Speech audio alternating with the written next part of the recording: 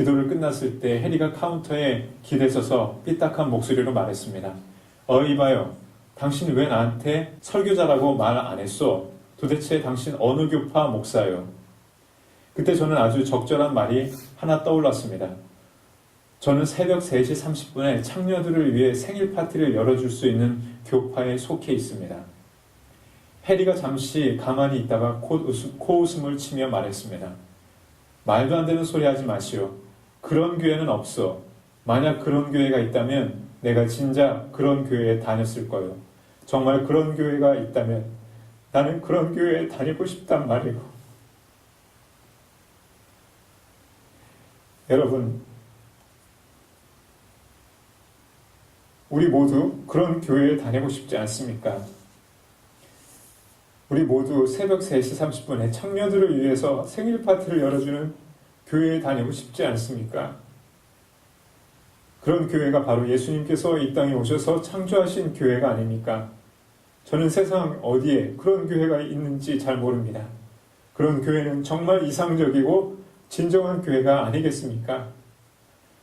신약 성경을 읽어본 사람은 창녀들이나 버림받은 자들과 함께 파티하는 것을 좋아하시는 예수님을 보았을 것입니다.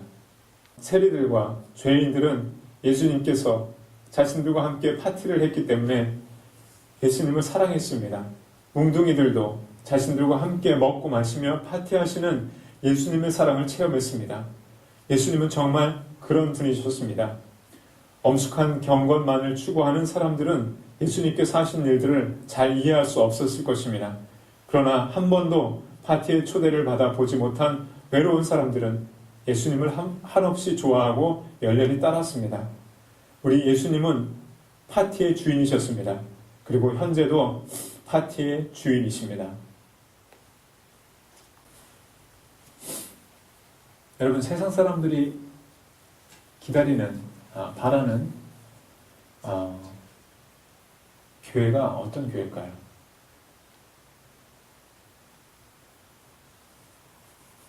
새벽 3시 30분에 창녀들에게 생일 축하를 해줄 수 있는 교회를 세상 사람들은 기다린다고 생각합니다.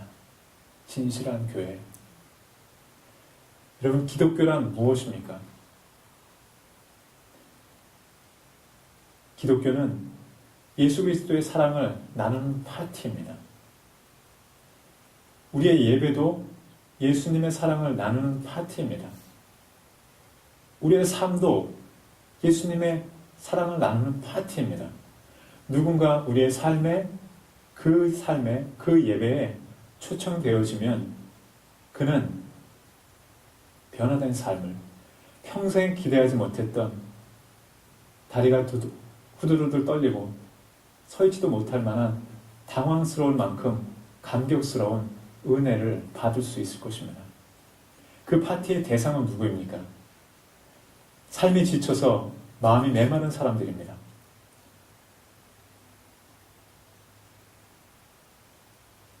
사람과 또 교회와 목회자들의 거짓이 준 상처로 교회와 신앙에 대해서 해이를 느끼면서 지친 사람들입니다. 친구를 잃거나 가족을 잃고 힘들어하는 외로운 사람들입니다. 대학 입시나 사업에 실패하여서 꿈과 희망을 잃은 사람들입니다. 파티에 올 기분이 아닌 사람들이 정작 파티에 초청되어져야 할 사람이라는 것입니다. 이들이 예수 그리스도의 사랑으로 가득한 파티에 참석할 수 있도록 저와 여러분들은, 그리고 교회는 늘 예수님의 진실한 사랑으로 파티를 준비해야 합니다. 그 파티에 참석하면 지치고 메마른 삶에 위로와 눈물과 감동으로 재충전될 수 있습니다. 그 파티에 참석하면 교회와 목회자와 사람들의 거짓에 상처받은 사람들이 다시 한번 치유와 소망 가운데 새로운 출발을 가능하게 해줄 수 있습니다. 그 파티에 참석하면 사랑하는 사람을 잃고 상실감과 외로움의 삶을 사는 사람들에게 하나님의 위로와 치유와 새 소망을 줄 수 있습니다. 그 파티에 참석하면 꿈을 잃고 희망을 잃은 사람들에게 새로운 꿈을 주고 희망을 줄 것입니다. 그 파티 안에서 모든 무거운 짐, 아픔, 상처와 모든 어둠이 해결될 수 있습니다. 그 파티는 모든 것을 받아주고 모든 것을 이해할 수 있는 곳입니다. 예수님의 사랑의 파티에는 죄인들을 이해하고 받아들이는데 한계가 없습니다. 예수님의 사랑의 파티에는 거칠고 틀어진 사람들을 받아들이고 함께 하는데 한계가 없습니다. 우리의 사랑에는 한계와 오점과 편견 투성입니다. 그러나 예수님의 사랑에는 한계가 없습니다. 기준이 없습니다. 편견이 없습니다. 세상 그 누구도 외면할 수 없는 멋지고 센스 있고 따뜻한 사랑이어서 누구도 아무도 거부하지 않고 거부할 수 없는 사랑이 있는 파티입니다. 오늘날 교회가 준비한 파티는 누구를 위한 파티입니까? 어떤 사람에게 적합하게 맞추어진 파티입니까? 교회와 예배와 교회 안에서 이야기하는 모든 사랑이라는 것이 도대체 누구를 위해 준비된 파티인지 생각하게 됩니다. 버림받고 소외되고 외면당하는 수가성 여인에게 적합한 파티입니까? 거친 세상에서 거칠고 또 다친 마음의 사람들에게 적합한 파티이겠습니까? 나는 늘 다니지만 내가 전도한 사람에게는 소개할 수 없는 파티입니까? 제가 원하는 모자이크 교회는 열린 예배를 드리는 곳이 아닙니다. 소외되고 소통이 없고 그리고 상처받고 다친 마음으로 사는 사람들을 초청할 수 있는 교회가 되기를 기도합니다. 우리는 생각해야 합니다. 우리가 늘 다니는 교회가, 늘 드리는 예배가 진정 모두를 위한 것인지 생각해야 합니다.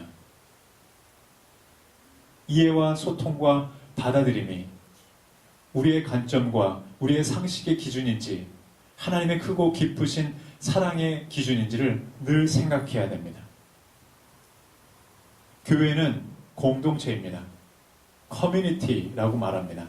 그리고 그 커뮤니티 안에는 커뮤니케이션이 필요합니다. 커뮤니케이션이란 소통이 있다라는 것입니다.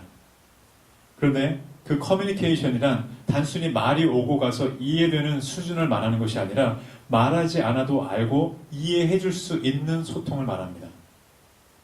세상에서는 기대하지 못한 받아들임과 위로가 있는 소통입니다. 그래서 우리의 파티는 아무에게도 기댈 수 없을 때 기댈 수 있는 곳이어야 합니다. 그래서 우리의 파티는 누구든지 절망적 상황에서 마지막 두드릴 수 있는 소망과 생명의 보루이어야 합니다. 교회는 예수님의 사랑으로 세상의 모든 어두운 상황을 빛으로 바꿀 수 있는 파티가 열리는 곳이어야 합니다. 수가성 여인은 교회를 가지 않았습니다. 수가성 여인은 예배를 드린 것이 아닙니다. 수가성 여인은 그 파티를 운영하시는 전 세계 총괄 매니저이신 예수 그리스도를 직접 만난 것입니다. 우리의 파티는 예배를 드리는 것도 아니고 교회를 찾아가는 것도 아니고 봉사하는 것도 아니고 헌금을 하는 것도 아니고 주일 성수를 하는 것도 아니고 예수님을 만나는 것이 목적인 파티인 줄 믿습니다. 우리가 기억해야 될 것은 어쩌면 우리는 좋은 교회, 좋은 목사를 찾는 노력 대신 사랑의 주여, 온전케 하시는 예수 그리스도를 찾는 데 모든 노력을 기울여야 할 것입니다. 예배를 바로 드리는 것보다, 좋은 교회를 찾는 것보다, 괜찮은 교회, 유명한 교회, 편안한 교회를 찾는 것보다 예수님을 찾는데 혼신을 다해야 되는 노력이 따라야 될 줄 믿습니다. 그리고 기억해야 될 것은 전 세계 파티의 매니저이신 예수님께서 우리를 찾으시고 초청하시는 이유와 방법이 있다라는 것입니다. 초청하시는 이유는 사랑하기 때문입니다. 조건도 없습니다. 기준도 없습니다. 사랑하기 때문입니다. 그리고 초청하는 방법은 조건 없는 사랑입니다. 첫째도 사랑이고 둘째도 사랑이고 셋째도 사랑입니다. 그 사랑은 포괄적이어서 불특정 다수가 언제든지 편하게 올 수 있는 진정한 사랑이어야 됩니다.